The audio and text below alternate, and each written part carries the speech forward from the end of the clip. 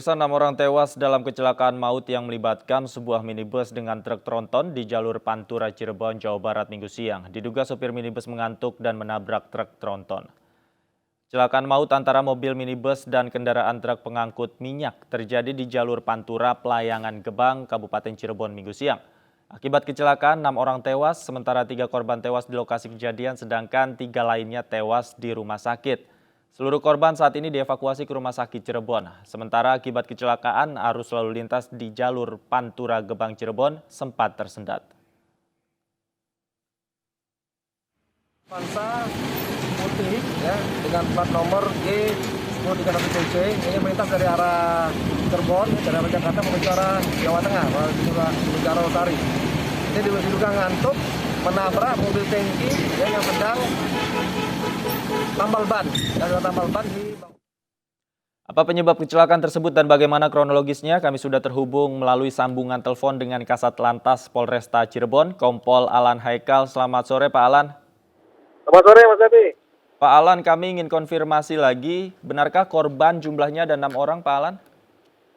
Jadi sementara betul, Mas Abi ya. Jadi korban ini ada 6 orang, ya. 3 orang meninggal di TKP, kemudian 3 orang meninggal di rumah sakit.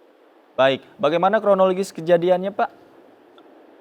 Jadi kronologis kejadian itu pada saat siang tadi, sekitar pukul 1 siang, itu truk tangki sedang menambal ban di bahu jalan. Jadi karena dia bocor bannya, kemudian dia berpinggir melaksanakan pengisian angin untuk bannya, kemudian dicek bocor. Nah, kemudian ini dari arah yang sama, ya, dari arah Cirebon menuju Jakarta, ini melintas kendaraan Avanza putih plat G1031CC.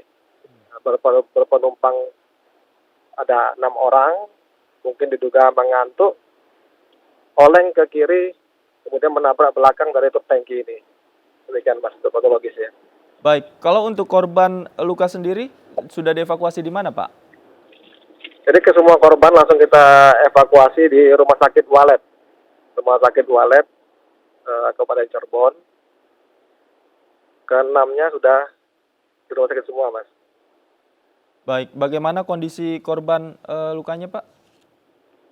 Ya, untuk korban saat ini sudah 6-nya dinyatakan oleh pihak dokter sudah meninggal.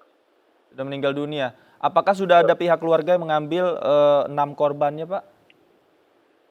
Sampai saat ini belum, Mas, ya, tapi kami sudah koordinasikan dengan pihak dari Polsek Warung Asem di Batang, sudah nyambung juga dengan pihak RT, sebagaimana kami dapatkan dari identitas para korban. Nah, ini nanti dari pihak keluarga akan menjemput ya, ke Rumah Sakit Walet. Baik, semuanya warga Cirebon, Pak, atau warga mana, Pak, korbannya, Pak? Jadi ke semua korban ini warga Batang, Mas. Ya, warga Batang, Kecamatan Warung Asem. Oke, semuanya Warung Asem Batang. Oke, semuanya warga Batang, Pak, ya. Kalau untuk proses Betul, evakuasi kendaraan sendiri, apakah sudah dilakukan, Pak?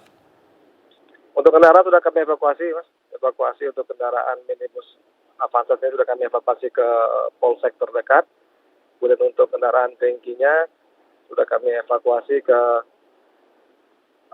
pom bensin ya, yang agak luas wilayahnya untuk mengamankan sementara kendaraan tangki.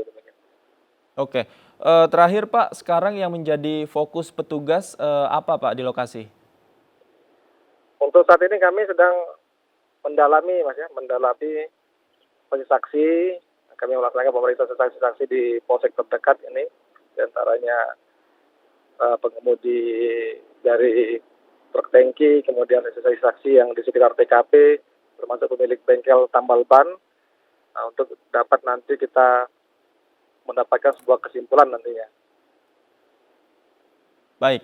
Baik, Pak Alan, terima kasih banyak atas informasinya dan waktunya sudah bergabung bersama kami di iNews Sore. Selamat sore.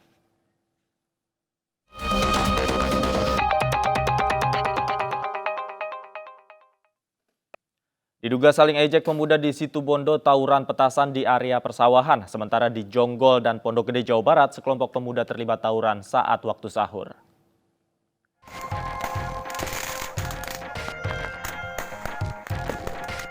Saling lempar petasan terjadi di area persawahan milik warga di Situbondo, Jawa Timur. Diduga tawuran petasan terjadi akibat saling ejek antar kelompok remaja dan terjadi saat dini hari menjelang waktu sahur. Tawuran petasan ini membuat warga melaporkannya ke polisi, namun polisi tak bisa berbuat banyak lantaran akses menuju persawahan yang sulit dijangkau. Kita akan lakukan penindakan, kita akan lakukan penertiban terhadap penggunaan petasan di masyarakat, karena ini sangat meresahkan dan mengganggu masyarakat, apalagi di saat bulan suci Ramadan yang membutuhkan kekhusyuan dan ketenangan dalam beribadah.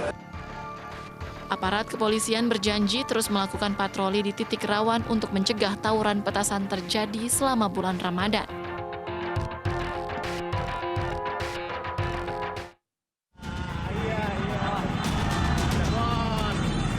Sekelompok pemuda di Jonggol, Kabupaten Bogor, Jawa Barat terlibat tawuran. Ironisnya, tawuran terjadi jelang warga bersahur. Tawuran awalnya menggunakan sarung, lalu meluas dengan menggunakan tangan kosong hingga senjata tajam. Aksi tawuran yang sangat meresahkan warga ini viral di media sosial. Aparat gabungan polisi dan Satpol PP dibantu warga membubarkan tawuran. Sejumlah pelaku ditangkap beserta senjata tajam yang digunakan dalam tawuran. Kasus tawuran ini kini ditangani Polsek Jonggol, Jawa Barat.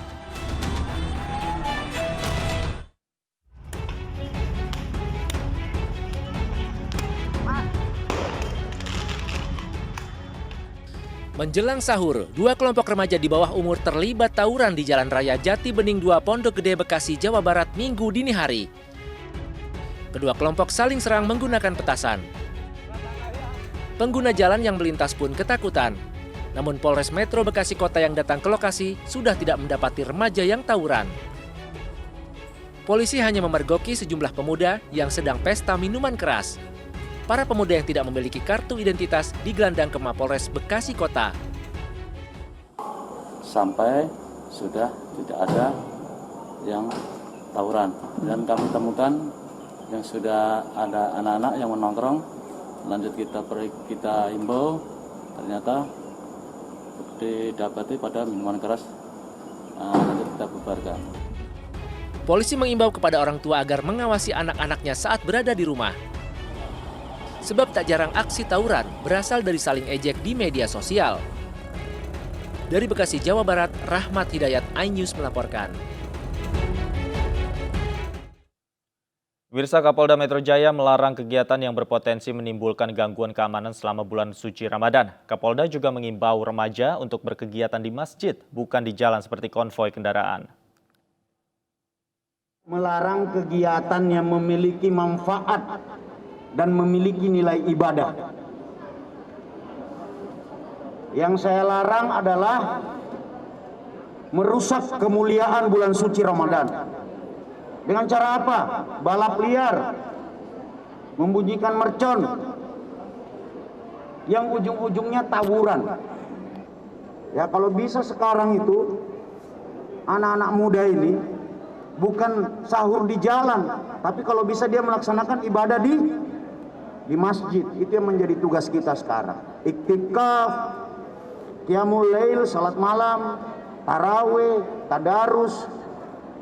Saya kira tempatnya itu kalau nggak di rumah, ya di masjid. Dan pemirsa, untuk membahas terkait fenomena tawuran yang banyak dilakukan remaja telah bergabung bersama kami Hazizah Gusnita, kriminolog Universitas Budi Luhur. Selamat sore, Mbak Hazizah.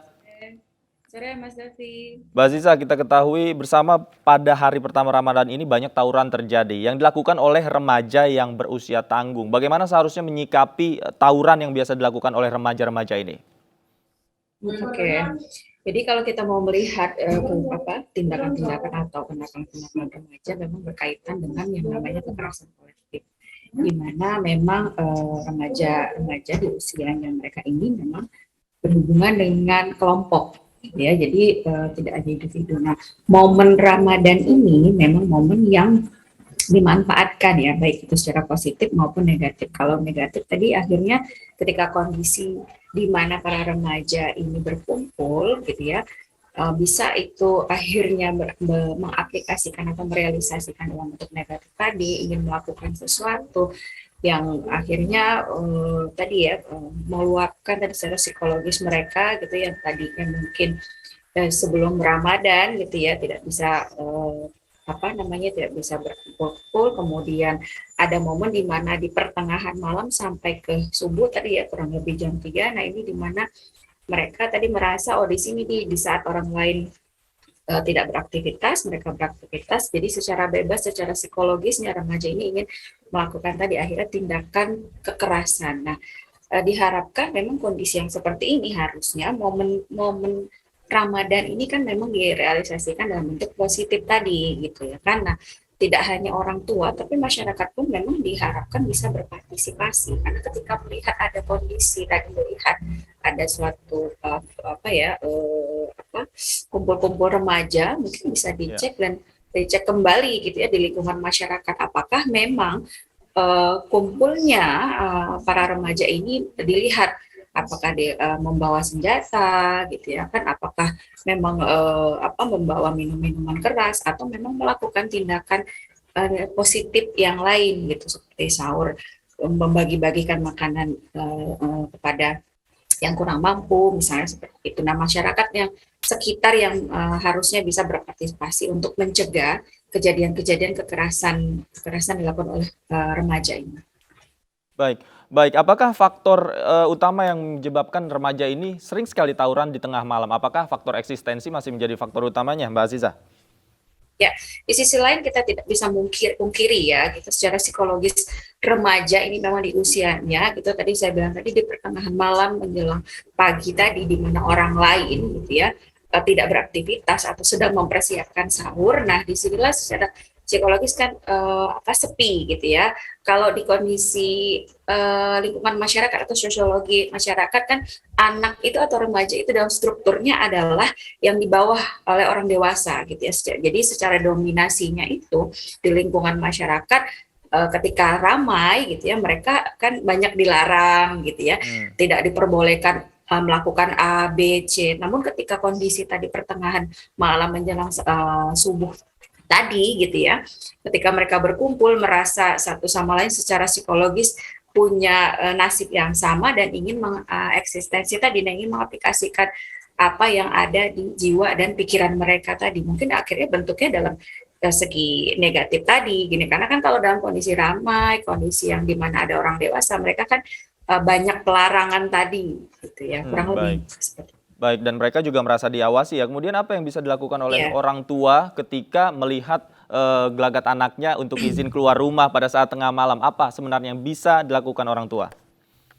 Oke, jadi memang kita tidak di satu sisi gitu ya, kita tidak bisa menjamin ya semua anak memang memiliki lingkungan yang positif juga. Namun tadi ya kalau memang orang tua tadi di awal melihat gitu, bagaimana saya pikir hubungan orang tua dan anak sudah tahu di mana ketika anak ini tadi kan keseharian ya apakah memang dia berkumpul untuk melakukan suatu tindakan negatif atau positif tadi. Misalnya terbiasa hari-harian anak ini misalnya melakukan kegiatan. Jadi kalau saya lihat tindakan kekerasan ini kan dilihat dari ketertarikan. Jika anak ini memang memiliki hobi atau ketertarikan yang positif juga, itu saya pikir tidak ada keinginan remaja itu untuk melakukan kekerasan tadi melukai orang lain tadi dan orang tua pun orang tua yang memang dekat dengan anaknya pasti tahu nih kegiatan-kegiatan apa saja yang sudah dilakukan anak itu. Nah, ketika anak tadi izin untuk keluar gitu ya berkumpul dengan teman-temannya, maka secara psikologi juga orang tua juga sudah melihat nih anak ini apakah tadi keluar misalnya ingin ke masjid gitu ya membangunkan saudara-saudara muslim lainnya atau memang berkumpul dengan teman-teman yang lainnya untuk minum-minum keras atau melakukan hal yang membawa senjata atau ada aliran-aliran lain gitu. Jadi orang tua sebenarnya saya pikir sudah tahu gitu dari awal. Oke. Kita terakhir, Mbak Aziza, kita bicara sanksi. Ketika misalnya sang anak ini melakukan tawuran, kemudian ada petugas dan juga warga, sanksi apa yang mungkin lebih tepat untuk diberikan kepada para remaja di usia-usia mereka ini? Ya, Jadi ketika sudah ini ya kondisinya seperti ini kan memang tidak bisa kita masukkan langsung ke sistem peradilan pidana. Sanksi-sanksi sosial banyaklah yang sebenarnya lebih mendidik. Misalnya ketika ketahuan ingin melakukan sesuatu gitu ya kan, ingin bertindak sesuatu, maka misalnya dibawa saja, misalnya kayak kondisi Ramadan seperti ini berarti membantu misalnya di masjid gitu ya. Kalau buka puasa dibawa gitu, dikontrol di situ, diarahkan ke kegiatan-kegiatan positif tadi. Mungkin kalau bahasanya bukan sanksi, jadi pembinaan lah ya, sama seperti kita di lapas kan sekarang bukan penghukuman tapi pembinaan. Jadi ketika ada ini kita bawa ke kegiatan sosial yang tindakan-tindakan sosial mereka untuk mengaplikasikan diri mereka gitu ke tindakan yang lebih baik lagi. Gitu. Baik. Artinya sanksinya tidak harus sanksi hukum, harus selalu diterapkan pada mereka ya. Oke, baik. Mbak Azizah, terima kasih banyak atas waktunya sudah bergabung bersama kami di iNews Sore. Selamat sore.